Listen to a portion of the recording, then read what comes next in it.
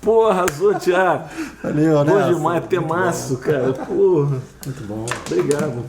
Gente, estou aqui com o Thiago Trajano, músico maravilhoso dessa safra de guitarristas e de músicos dessa geração maravilhosa. Os caras que vieram, parece que os caras vieram comendo um fermento especial que os caras vêm tocando a pampa, né? Prazeraço ter você aqui, cara. Pô, super prazer. Para mim aqui é uma honra esse programa que eu acompanho, né? E tem já várias relações, além de já ter assistido todos que estão no ar até agora, tem relação com muitas pessoas que você entrevistou, então isso é muito legal. Tem vários amigos, né? Pessoas muitos amigos, assim, pessoas que eu trabalho e que são amigos próximos, como a Alma, como o André Siqueira, como a Luísa. Pô, falou da Alma, agora esse cara tem um duo com a Alma Thomas, que é maravilhoso, né? Tocando aquela onda de Joe Pass e Ella Fitzgerald, né? Pô, já fui assistir vocês algumas vezes, né? Não, e foi... essa experiência é muito legal. A Alma é uma parceira, né, mesmo. A gente se conhece desde que ela veio pro Brasil. A primeira gig que ela teve aqui foi comigo, assim, eu tava no grupo, né, com o pessoal que ela estudou lá na Berkeley, ela voltou e ela tinha estudado com o Zé Azul Olímpico, um pianista da pesada. O Zé Azul, claro. E ele já tinha tocado comigo, eles formaram uma banda e ele me chamou, pô, você tem que sacar essa cantora que eu conheci lá nos Estados Unidos, tá morando aqui. E aí a gente ficou amigo desde sempre, a gente tem filho da mesma idade, brinca todo mundo junto. Que bacana, vai. Me conta uma coisa, conta um pouquinho da sua história, que nem eu conheço mesmo, assim, né? A gente se conhece, mas assim, até tivemos juntos em Nova York, uma vez que eu fui fazer Isso, foi a primeira vez que na verdade a gente se falou, já te conhecia, exatamente. Claro, mas assim... O que eu fui fazer lá mesmo? Foi no IAGE. No IAGE, exatamente. Fui dar uma palestra. Isso, aí no final você tava todo enrolado, porque foi um sucesso a palestra, todo mundo queria comprar CD, não sei o quê. A gente tinha se falado rápido, você falou, pô, você me dá uma ajuda, vê meu CD. Pô, esse cara é bom vendedor, vendeu meus CDs todos lá, não tinha mais acabado o CD. Então aí a partir dali a gente, ficou sempre se falando. E, bom, assim, eu sempre tive música assim em casa, sempre tive muito apoio. Meu pai... Ele toca violão, não é músico, não tem nenhum músico profissional. Não tem nenhum músico profissional, mas sempre tocou violão e piano, clarineta, se meteu a estudar clarineta, cavaquinho. Então, minha mãe cantava, então eles tinham um grupo com meus padrinhos que tocavam choro, e aí levava a criançada toda ficava lá na casa e assistindo os ensaios. Então, isso sempre foi, meus avós sempre ouviram muita música, meu pai também meus pais me levavam para os concertos, assistir shows, então... Sempre tive uma relação muito forte e meu pai, também me deu meu primeiro violão quando eu tinha 9 anos, depois tinha um piano em casa, eu comecei assim, ele propôs a gente ter aula, ele teve aula junto, estudou comigo, depois a partir de 11 anos eu comecei a estudar mais guitarra mesmo, e aí a partir daí cada aniversário eu pedia um pedal, um amplificador, um negócio, era sempre construindo, né?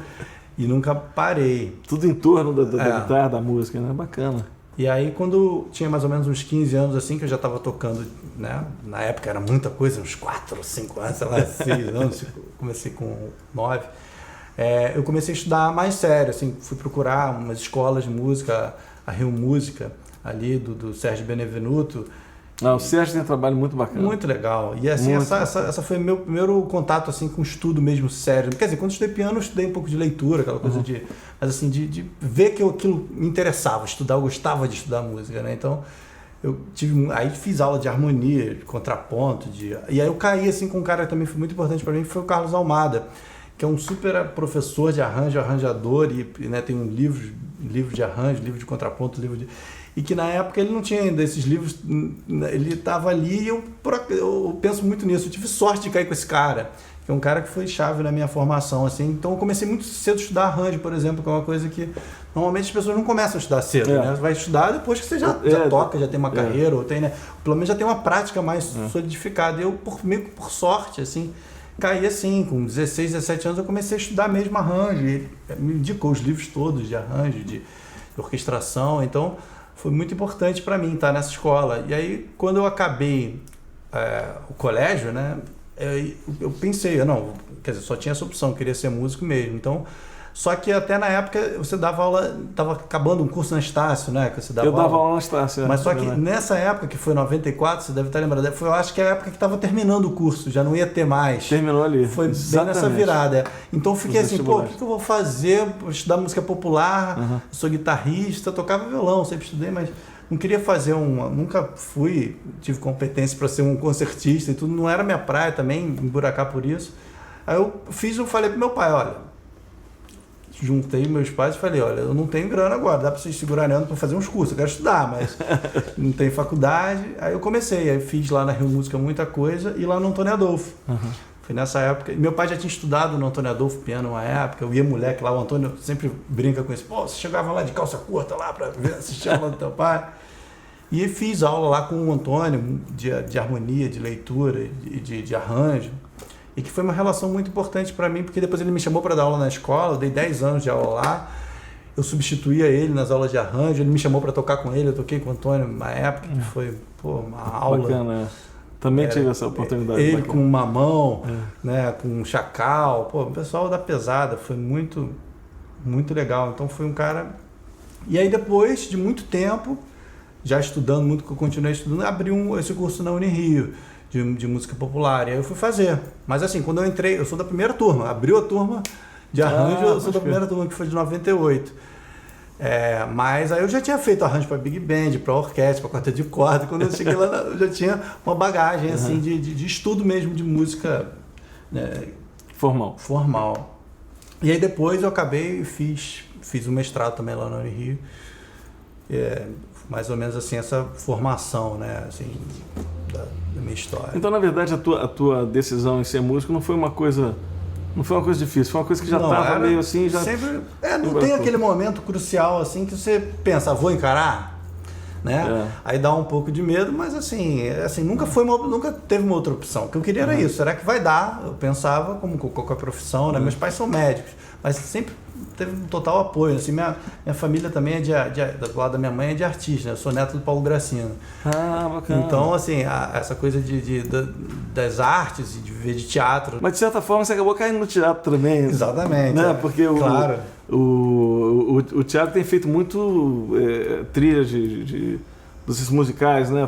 Escrito arranjo para musical, feito...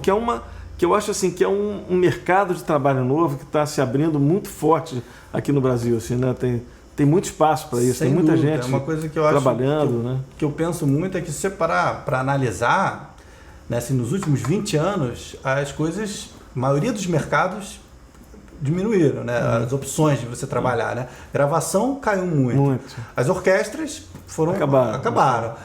Viver da noite, que muita gente vivia da noite, passou a ser muito complicado. Então, nos últimos 20 anos, a única coisa que abriu foi o mercado de musical, que existiu uma época e que sumiu, e que então a gente tem agora a quantidade de musicais, então implica o quê? Um bando de músico trabalhando, arranjadores, copista, todo mundo que trabalha com copista que tinha assumido, o cara não dá conta, precisa de um cara, às vezes pega umas partituras originais, precisa refazer, precisa adaptar, então movimentou um mercado de música muito importante, né? E você tem uma estabilidade, você tem um contrato, você tem um salário, você tem aí 1 ano de trabalho às vezes. Exatamente. Então foi um mercado que foi muito importante. Aí eu tenho trabalhado bastante nisso, tocando e agora fazendo uns arranjos também. Uma outra coisa que eu queria te falar, a gente falou lá do da Alma, e aí eu queria aproveitar no streaming, o pessoal vai pegar qualquer coisa, corta na edição. Mas é que aí você falou uma coisa muito legal quando você assistiu a gente lá, que a gente fazia esse tributo a Ella Joe Pass, e que a gente tinha outras influências, que nem o Tuck and Perry, que a gente estava pensando em fazer uma coisa nessa onda, de pesquisar também. E aí você falou uma coisa muito legal pra gente, você falou, eu tenho um duo que vocês têm que fazer. Eu falei, qual é? Eu falei, a Alma e Thiago, vocês têm que fazer vocês, tem que fazer. E aí exatamente. A gente tem pensado muito em fazer assim, uma coisa com composições nossas e trabalhar. E a gente queria chamar você para produzir o disco, se você então quiser. Tá fechado, é aqui mesmo. Então, vai ficar no vídeo. Tá no vídeo. Bacana. Vou adorar. Então vai ser vou adorar fazer isso aí. Mas olha, não tem esse negócio de preciosismo não, a gente vai fazer gravar e sair. E fazer. Porque se deixar muito, cara... Não. Mixagem, então, o Peranzeta, ele tem uma frase que eu acho ótima. Ele fala que mixagem não termina. Você abandona. Hoje em dia, então, cada vez mais, né? Eu desisto. Não consigo mais, mas Você vai mixando, sempre vai ter mas ali não tinha um negocinho ali no digital, né? Que você chega no segundo, Cara, na época que isso era feito na Gillette, meu amigo, você não ficava... Não tinha isso, fazia não tinha como. Não, e tudo era o take, né, também. Valeu o take. Valeu o take. E é uma coisa que, nesse tipo de música, né? É engraçado, você sabe que eu peguei muito isso, mas na volta disso, porque eu não sou tão antigo para gravar assim como gravava o Coltrane e tal. Claro. Então, quando eu comecei a gravar, já era multipistas, tal. A gente podia consertar, fazer outra... Não sei o que. Mas depois, quando virou digital, quando eu comecei a gravar, não era digital, era fita. Uhum. Quando virou digital, o digital que pegou de cara era o ADAT. Nem era o ADAT, era o DAT. Era uma fitinha desse tamanhozinho, que você gravava digital, lindo, mas tinha que ser take ao vivo. Uhum. Todos os takes tinham que ser, valeu? Então a gente entrava, tocava, todo mundo tocava um pouco, acertava o som, tá bacana, tá bom? Porra, o Carlão na Vison fazia só assim. Tá valendo? Tá valendo. Grava. Foi bom para todo mundo? Algum arrependimento? Não. É isso aí. Vai pro disco mas, assim. Gente, isso aí já vai mixado. Já mixado, não tinha mix. Sabe o que é isso? Não tinha mix. O cara fazia... Foi quando começou o digital, voltou. Porque o que você tinha que gravar naquele DAT, todo mundo junto, não tinha canal separado. Já estava mixado com quantidade de reverb. Então é o seguinte, errou uma notinha ali, vai com a nota errada, bicho. Foi. Não, mas não tem. Seja o que Deus quiser, cara. Não, e essa coisa do take é uma coisa que é muito bacana, né? Que se perdeu um pouco nesse processo, né? Muito meticuloso. Eu tentei fazer muito isso. A gente gravava os takes, né? A gente gravou todo mundo junto e valia, valeu, não tem uma ressalva aqui, outra, mas assim, valeu. Claro. E essa coisa do frescor, do take, chega uma hora que não adianta ficar tocando mais, cara. É igual a gente tá tocando aqui, eu não conheço suas músicas, estou aprendendo, lendo aqui agora e tocando. Cara, pode ficar melhor se a gente der uma ensaiada? Vai ficar melhor. Mas tem coisa que se perde também. Mas tem coisa que se perde. Aqui tem uma coisa daquele frescor do negócio. Saiu você tá obrigado. Ajeitei e ficou bom pra cacete. Tá ótimo. Não, e mesmo com a galera que você tá ensaiado, o dia que você chega lá e vai tocar, as primeiras vezes sempre eu sinto assim, tá todo mundo se ouvindo muito, tá todo mundo muito ligado. Que você repete a terceira, quarta vez, aquilo já se perdeu. Pode até estar mais em cima, mas não tem aquele frescor. É impressionante, é impressionante. Eu acho que esse programa tem um pouco disso, assim, de voltar a esse negócio, de você trazer uma parte, vamos tocar igual eu tava com o Kiko, com o Tintin. Trazer, como é que é a música? Aprendi, vamos embora, vamos tocar e é isso aí. Claro, é isso aí. Né? Isso é uma delícia, até como prática, né? Vou gravar esse programa todo dia, moçar, ter os amigos aqui em casa, fazer um lanche, não sei o que, levar um som e ainda ficar praticando aqui minhas coisas. Que bacana, né? Claro, maravilha. Então, isso ótima ideia. Uma benção. Bom demais. Thiago, prazeraço ter você aqui, cara. A gente podia tocar mais alguma coisa. O que mais que você trouxe para nós? Temos mais um aí, vamos fazer um groove? Vamos.